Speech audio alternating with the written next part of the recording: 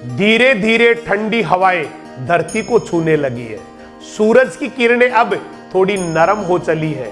आसमान साफ है और वातावरण में भक्ति की महक है, क्योंकि आज का दिन है देवउठनी एकादशी।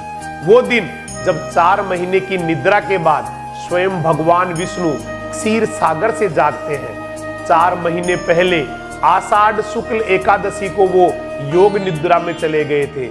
उसे कहते हैं देवशयनी एकादशी। और आज कार्तिक शुक्ल एकादशी को वो पुनः जागते हैं, इसलिए ये दिन कहलाता है देवोत्थान एकादशी या देवउठनी एकादशी।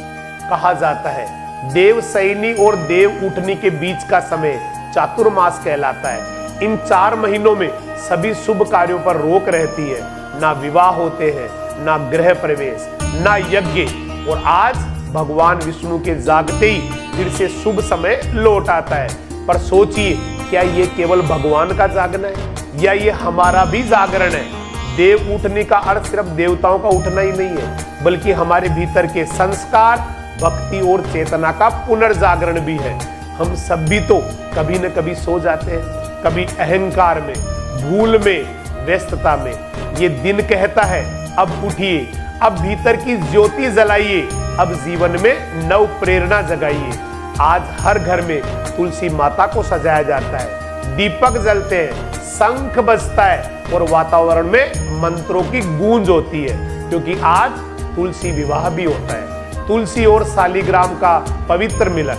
तुलसी माता धरती की पवित्रता का प्रतीक और शालिग्राम भगवान विष्णु का स्वरूप। जब इन दोनों का विवाह होता है तो ये सिर्फ एक धार्मिक अनुष्ठान ही नहीं, बल्कि ये संदेश है कि जब भक्ति और शक्ति एक साथ आती है तो जीवन में समृद्धि और संतुलन आता है। कहा गया है तुलसी विवाह करने वाला जीवन में कभी दरिद्र नहीं होता, उसके घर में लक्ष्मी स्वयं निवास करती है। इस दिन आंवले का पूजन भी होता है, क्योंकि आंवला भगवान विष्णु को प्रिय है और आयुर्वेद में यह अमृत समान माना गया है। कई जगह इस दिन अन्नकूट महोत्सव मनाया जाता है, जहां सैकड़ों प्रकार के व्यंजन बनते हैं और भगवान को भोग लगाया जाता है। ये पर्व हमें सिखाता है कि जीवन सिर्फ मांगने का नहीं, आभार जताने का भी है। वैज्ञानिक दृष्टि से भी देखें तो यह समय प्रकृति के संतुलन का है। मानसून के बाद जब भूमि शुद्ध होती है, सर्दियों के आरंभ से पहले यह समय शरीर और आत्मा दोनों के पुनर्जीवन का होता है। देवउठनी हमें सिखाती है कि हर विश्राम के बाद एक जागरण जरूरी है, हर अंधकार के बाद एक प्रकाश आता है। इस दिन तुलसी के पास दीपक जलाइए, मन में प्रण लीजिए जैसे भगवान विष्णु जागे वैसे ही मेरे भीतर की आस्था भी जागे।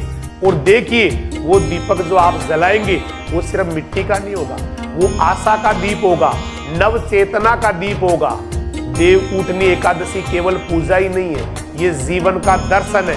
ये बताती है कि कर्म और श्रद्धा का संगम ही सच्चा धर्म है।